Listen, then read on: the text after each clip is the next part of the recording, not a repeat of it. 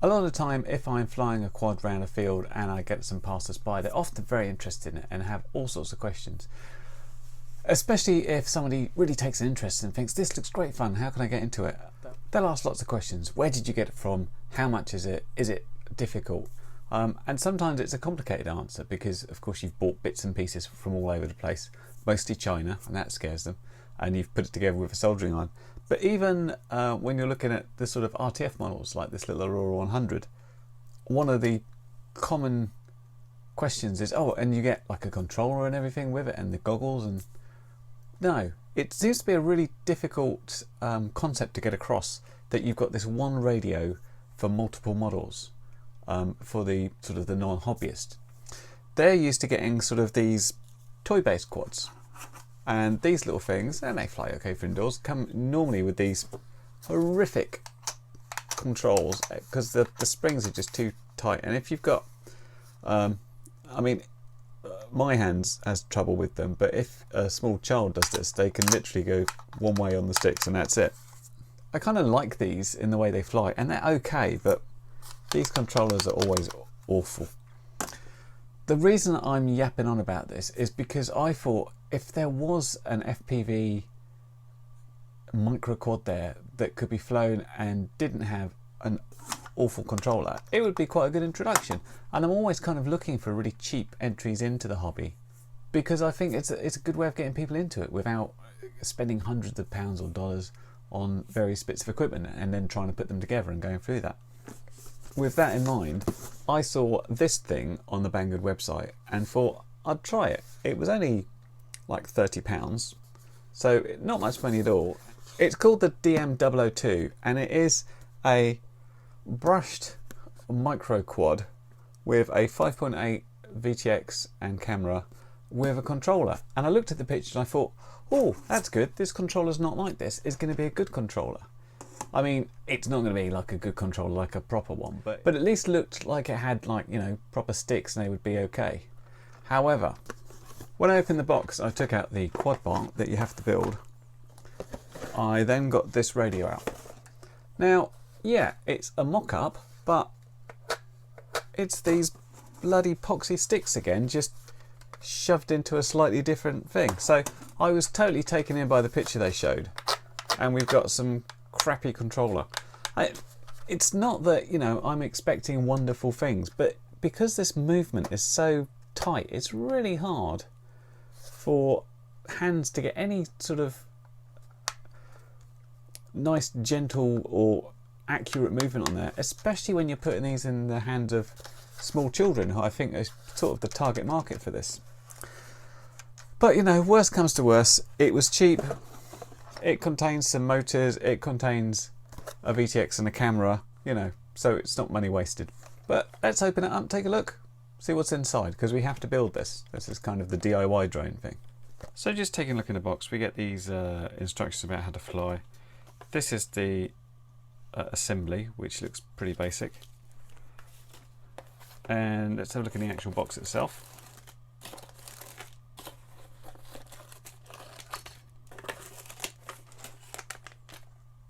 We've also got 4 motors, which I think is a 7mm. Here's the frame of the little quad itself and a little 1S lipo in there. It's you know, it's already pretty simple already, isn't it? You know, motors go into there, obviously go to the center section where they talk to this little all-in-one unit, which looks like the receiver, flight controller, bunch of props with some spares, the normal sort of 1S little charger thing. And in here looks to be the kit to actually do it. It looks very much like the sort of TX01 style, the little 25 milliwatt, but with the handy channel indicator there. So it really doesn't look like there's too much to it, but perhaps a fun project for a, you know, a child and a parent to do together and just get this little thing flying. I'm going to quickly bung it together and see how it looks. Okay, 10 minutes of build and we've got this set up. It took 10 minutes mainly because the instructions, which I attempted to follow, were wrong. Well, not wrong, they're just a bit confusing. I assumed we'd start here and move downwards. these are all different types of craft, and the pictures aren't particularly good. It's much easier if you throw these away and just do the sort of obvious thing. My only comments here are there's a bit too much wire coming in here that I've kind of hidden away. It's alright. And I did something a little bit different here. It's got these little slots to put the wire. I just wrapped it around once so there's no chance of it jumping up. The only other thing was there's this neat little case for the camera here which you can move. It's not going to go that fast, you won't need to go like this. But in order to get this in, there was this little blob of, I think it's called liquid plastic, on some of the wires, and that wouldn't fit until I sort of picked that off. But that goes in quite nicely. This is actually a much better VTX camera than I thought. I noticed it had power settings on it, and it goes between 25, 80 and 200 milliwatts, so it's pretty much a TX03, which is, you know, 20 quid in itself. So in terms of, like, even if it's rubbish, you haven't wasted your money because you've got like a reasonable camera in VTX there. But yeah, I've charged the battery up and ready to go. Just one more word though about the transmitter. In the box I found these little things which go on the sticks, and this makes it just a little bit easier to move them around a small amount. And it's not, I mean, it still does that, jumps off, but it's a lot better than just the tiny little nubs, which is awful. Might just glue those in. Yeah, let's go fly it now, shall we? See how it does. Okay, so let's plug this thing in, do some line of sight work.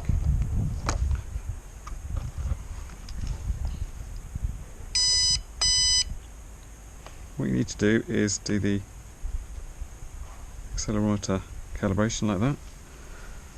Let's take it up for a hover. Now I've got a stick cam going because something I noticed. So this is on the first stick setting, and you see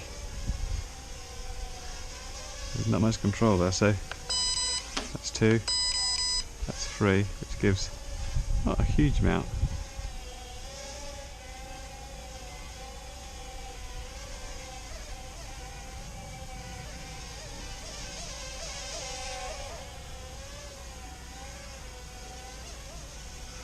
I find the yaw very weird. It's like everything stops when it yaws.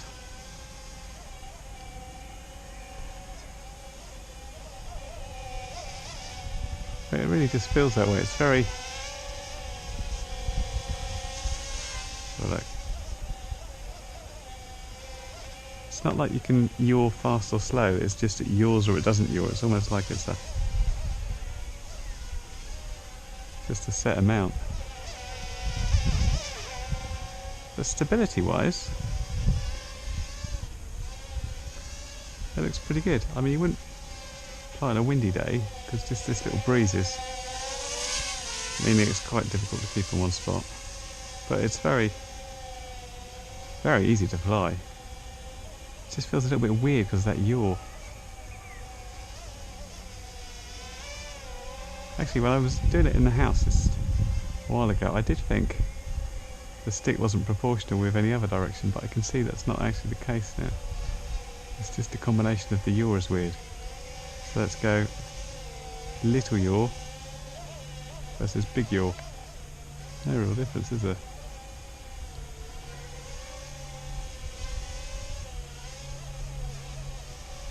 You can't really fly coordinated turns in the way you normally want to, but this is just a beginner quad, of course.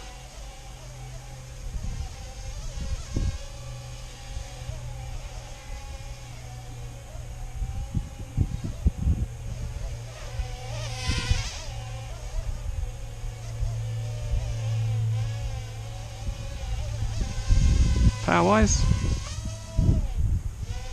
it's not amazing. And as soon as you punch out, you'll see the little low voltage alert starts. So even if it recovers, it stays there. So let me just reset it quick because I need to.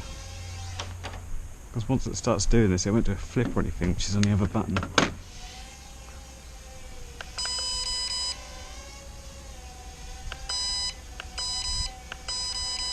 Okay, so flip button, as these normal little quads on the light finger here. Lose a little bit of height doing it. Nice and loud, knows what you want to do. This will be interesting in FPV because you haven't really got control over it, it just does it. See, I've got the flashing lights again. But yeah, it seems nice and stable. I mean, it's so cheap again.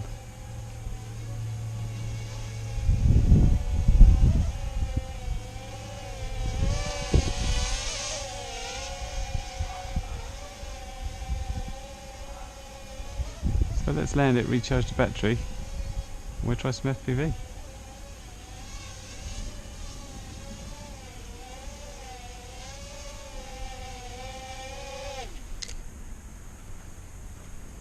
Okay, so let's get going. I should explain I'm sitting on the floor here after doing a bit of flying on the little wing on a seat. I decided it was a bit too windy and was just packing up. And then I thought, well, actually the wind's dropping, so I'll give this a go. But you'll be able to see the wind direction from the fact it flies pretty slowly this way and then a lot faster in the other direction. So what can we say about flying this FPV? Well, the first thing I really noticed is the camera is pretty good quality. The conditions on the day are pretty nice. Basically, sun in any camera, even a rubbish camera, equals fairly nice picture. But I think one of the things that really helps this is the fact that you've got the legs and props in view. That kind of puts this context there, so you don't ever notice the distortions that this type of camera that's normally using the TX0123 actually puts in. Put that on a plane, it looks awful. Put it on a quad where you can see the legs, you don't notice it. Also the radio, which I had some real misgivings about the sticks. The stick extension's obviously there and that's a lot better, but once I put the goggles on and just got on with flying it, I didn't really notice that there was that much of a bad filter. I obviously noticed that I didn't have my normal reactive sticks because one of the things about this quad, it's only got a self-level mode.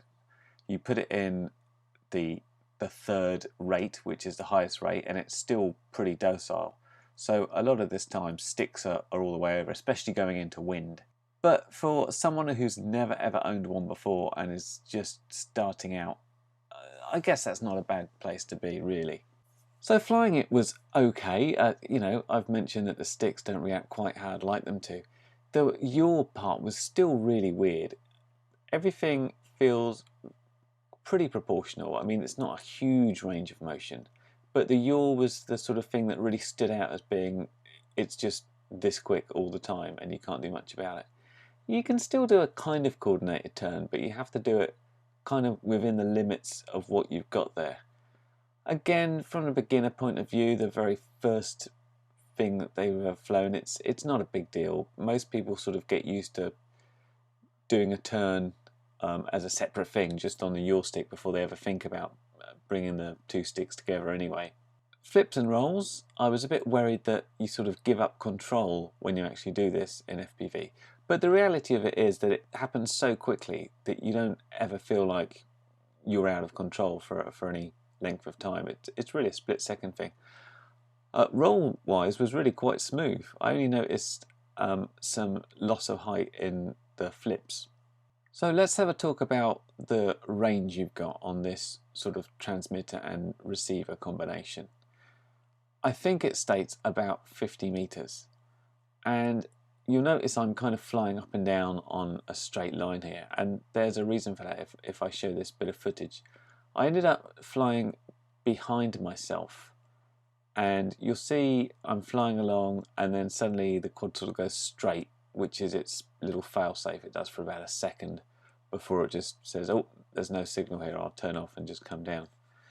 And when I paced the distance out to that quad, that was about 48 meters. I think the fact it was behind me had something to do with that, but I would say you're better off keeping this really 20 or 30 meters.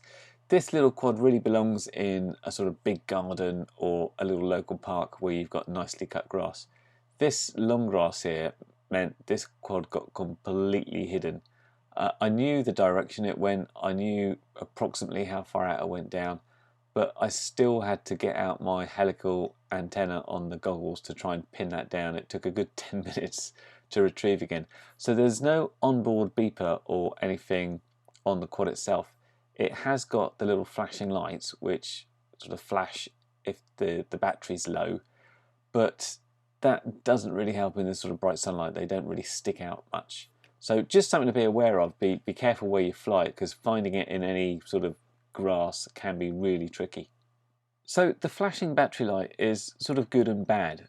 Good that you can actually see the flashing lights from the FPV view, but if it ever happens, it doesn't go away again. So if you do a full throttle punch out, you will see the flashing lights, but the battery will recover. But as soon as that's there, it's there forever, so it's not particularly useful. But pretty much, we're talking sort of, 3-4 minutes on these little batteries. Well, I have to say, I quite enjoyed that. This was much better than I expected. I was really put off by this radio at first, but get the goggles on and the sticks weren't a big problem. I mean, yes, imprecise, but not too bad. Imprecise means, though, I probably wouldn't fly it indoors because I wasn't happy with the way it would yaw like that. I don't know if I'd be able to be confident about steering it around. So really, as I said, in the garden, in the park is where it belongs.